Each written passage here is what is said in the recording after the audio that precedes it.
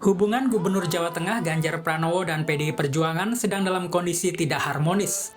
Secara terang-terangan, petinggi PDIP menyebut Ganjar terlalu berambisi untuk mencalonkan diri di Pilpres 2024. Ganjar pun tak diundang dalam pertemuan partai yang dihadiri Ketua DPP PDIP Puan Maharani di Semarang akhir pekan lalu. Gubernur Jawa Tengah Ganjar Pranowo tidak banyak menanggapi pertanyaan tentang ketidakhadirannya dalam acara PDIP tersebut. Namun Ganjar mengatakan sebagai orang Jawa, ia menghormati jika tidak diundang. Pak, kemarin nggak diundang acara PDIP. Ngono ditekon. Gimana Pak tanggapannya Pak? Kenapa? Tanggapannya gimana Pak? Lah iki wong Jawa ya. Ada acara lain atau tidak? Hah? Atau acara lain? Siapa? Pak Agus. Oh tidak, enggak punya acara. Ketua DPC PDIP Solo, FX Hadi Rudiatmo menyayangkan Ganjar Pranowo sebagai kader tidak diundang dalam acara itu, yang meminta DPD PDIP Jawa Tengah memanggil Ganjar untuk memberikan klarifikasi terkait tudingan ingin maju dalam Pilpres 2024. Terus yang pertama tentunya gubernur segera dipanggil oleh pengurus DPD. Yang kedua tentunya dibicarakan di sana, diselesaikan secara internal, tidak di media ataupun di udara. Kalau memang dianggap itu salah dan sesuai dengan aturan partai, ya diberi surat peringatan. Dalam acara pemberian arahan kepada kader PDIP di Semarang, Ketua DPP PDIP Puan Maharani menyebut pemimpin tidak hanya bekerja melalui media sosial, tapi harus membuktikan kinerjanya di lapangan. Ke depan ini adalah pemimpin yang memang ada di lapangan, bukan ada di sosmed. Sosok Ganjar Pranowo selalu ada di 3 besar dalam setiap survei terkait Pilpres 2024. Nama Puan Maharani dan Menteri Sosial Tri Risma hari ini yang juga kader PDIP juga ada dalam survei, namun berbeda jauh dibanding Ganjar. Survei yang dilakukan SMRC pada Maret lalu menunjukkan Ganjar memperoleh 12,6% responden, sementara Tri Risma hari ini 7,7% dan Puan Maharani 5,7% responden. Dalam survei yang dilakukan Carta Politika pada Maret lalu menunjukkan Ganjar mendapat 16% suara responden, Tri Risma hari ini 5,3%, dan Puan Maharani 1,2%. Lembaga Survei Indonesia juga menggelar survei yang sama pada Januari lalu. Hasilnya, Ganjar mendapat 10,6%, Tri Risma hari ini 5,5%, dan Puan Maharani 0,1%. Penolakan dari PDIP bukan pertama kali terjadi. Presiden Joko Widodo sempat tidak direstui saat akan maju dalam Pilpres 2024. Saat itu, PDIP beralasan kerja Jokowi sebagai Gubernur DKI Jakarta belum terlalu lama. Tim Liputan Kompas TV. Saudara, Ganjar Pranowo tidak diundang di acara PDI Perjuangan di Jawa Tengah. Bahkan Puan Maharani, Ketua DPP PDI Perjuangan, sempat diduga menyentil gaya kepemimpinan Ganjar Pranowo. Pemimpin itu di lapangan, bukan di media sosial. Apakah itu ditujukan pada Ganjar Pranowo? Apa yang sesungguhnya terjadi? Benarkah ini terkait dengan kontestasi pemilihan presiden 2024? Apakah murni hanya internal partai? Kita akan bahas bersama Ketua DPP PDI Perjuangan, Bidang Kehormatan Partai, Komarudin Watubun, Direktur Eksekutif Indikator Politik Indonesia, Burhanuddin Muhtadi, dan Ketua Umum Relawan Jokowi Mania, Joman, Immanuel Ezer Bung Noel. Selamat malam Bapak-Bapak. Selamat malam. Iya. Selamat malam. Saya ke Bung Komar dulu. Bung Komar, saya ingin mengutip pernyataan dari salah satu Ketua DPP PDIP, Bung Bambang Wuryanto, Bambang Pacul, yang menyatakan 3 kata. Pertama adalah Pak Ganjar ini maksudnya, kemajon, artinya kelewatan, keminter, sok pinter, kemudian belandang, nekat. Sebegitu keraskah PDI Perjuangan disampaikan kepada Ganjar Pranowo? Artinya ada kesalahan yang nyata, jelas, masif terhadap Ganjar Pranowo sebagai kader PDI Perjuangan. Benarkah itu? Kalau saya lihat itu kan kita harus pilah sikap Mas Bambang itu sebagai sikap DPP partai atau sebagai sesama kader ya.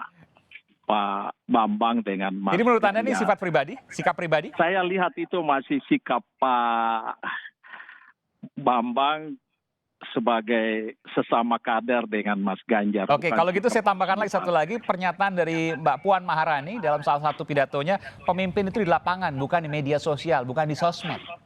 Rasanya sulit kalau mengatakan itu bukan menuju ke Ganjar Pranowo, karena disampaikan pada saat Ganjar Pranowo tidak diundang.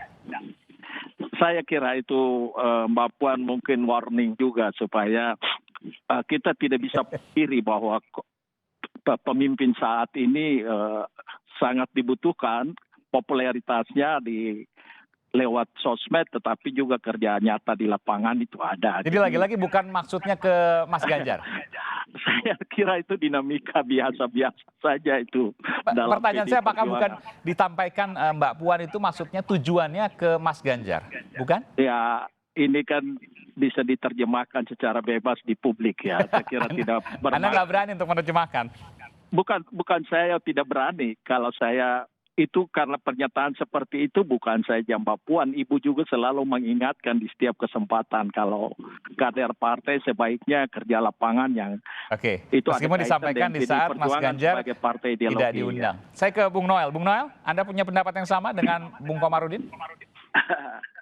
Ya, kita lihat PDIP kan selalu main belakangan ya. Tapi harus dipahami bahwa PDI ini partai kader. Artinya semoga partai ini punya konsistensi dalam ideologi dan sikap. Karena kita takut, yang kita khawatirkan PDIP ini bisa ditinggalkan masanya.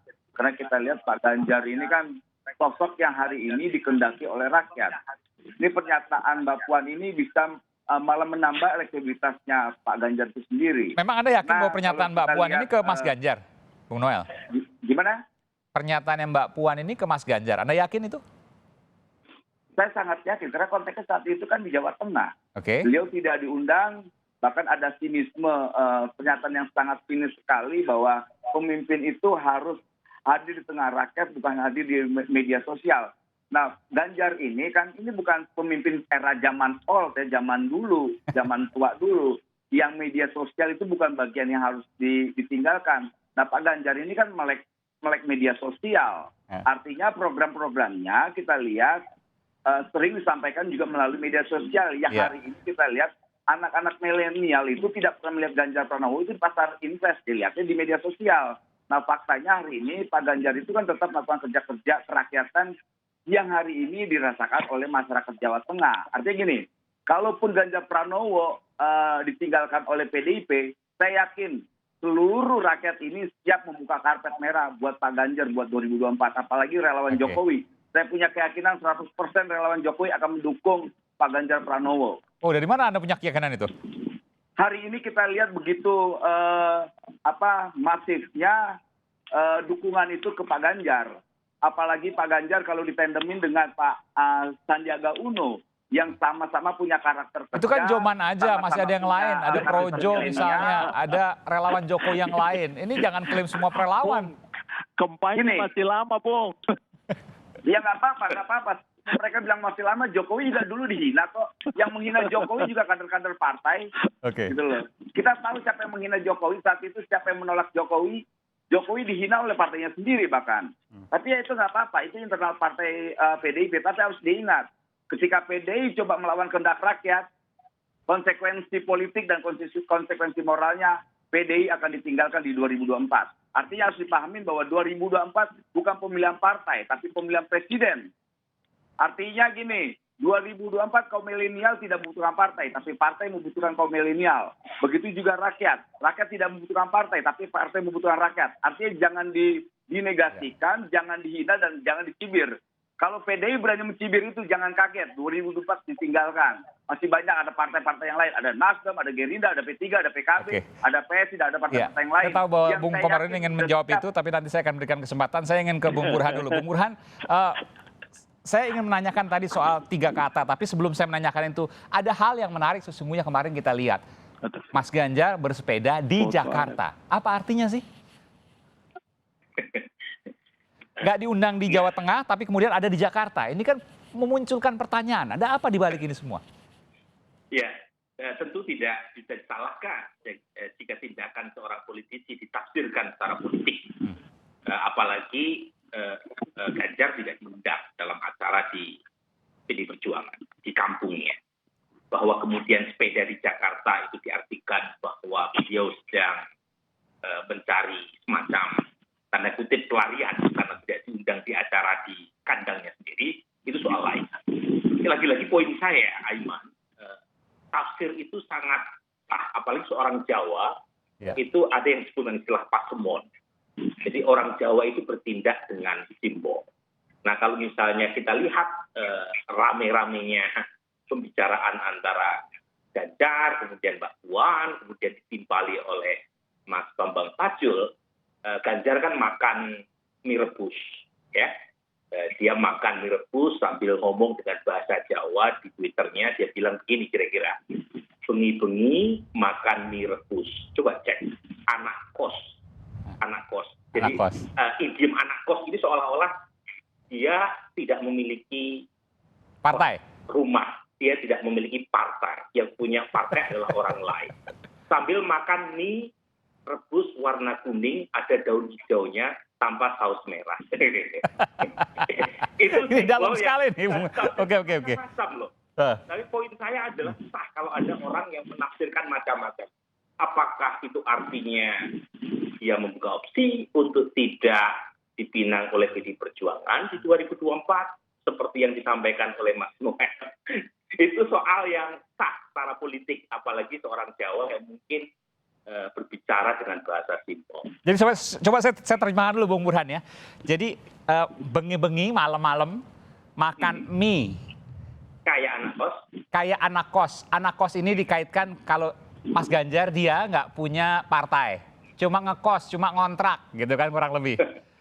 Lalu mie-nya warna kuning. Apakah ini terkait dengan partai warna kuning atau tidak? Nggak tahu juga.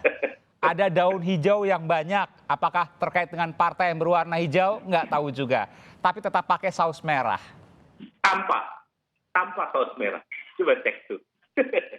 Apa Mas Burhan? Enggak, mie-nya itu tanpa saus merah. Oh, mie-nya tanpa saus merah. Coba cek tuh. Oke. Oh, jadi saus merahnya nggak dipakai nih ya? Nggak, maksud saya, ini sebagai seorang Jawa, Oke. bisa jadi apa yang dia sampaikan itu ada simbol tersembunyi. Jadi kira-kira semacam pesan, kalau diperlakukan seperti itu, bisa muncul pernyataan orang paten kalau misalnya tidak dicalonkan. Karena apa-apa, ada gitu ya. partai lain yang mungkin meminang dia. Jadi Oke. lagi-lagi, bahasa simbol semacam ini harus pintar ditangkap oleh semua elit, karena bagaimanapun buat Ganjar Pranowo mungkin opsinya bukan hanya partainya sendiri, mungkin ada opsi lain juga yang terbuka kalau misalnya elektabilitasnya bisa dipertahankan. Nah, jadi poin saya ini sesuatu yang harus disikapi oleh PDI Perjuangan. PDI Perjuangan kan pengen hat-trick kemenangan di 2024. Nah, kalau misalnya salah memilih calon, bisa jadi gitu ya PDI Perjuangan yang akan terkena getah. Oke. Meskipun tentu saja terlalu cepat mengambil kesimpulan sekarang karena masih ada waktu 3 tahun gitu ya. Jadi it's too early to tell gitu ya, untuk mengatakan bahwa Ganjar akan mulus sebagai capres, apalagi kita tahu elektabilitasnya juga meskipun tinggi tetapi mengalami stagnasi dalam 1 tahun. Termasuk saya tahu bahwa Anda juga melakukan survei, nanti saya akan tanyakan selepas jeda. Benarkah ketika kemudian PDI Perjuangan tidak memilih Ganjar Pranowo, maka akan ditinggalkan oleh pemilihnya? Karena berdasarkan keyakinan dari Bung Noel, seluruh orang yang relawan Jokowi akan memilih Ganjar Pranowo. Benarkah itu? Saya akan kembali saat lagi, tetaplah bersama kami di Sapa Indonesia Malam.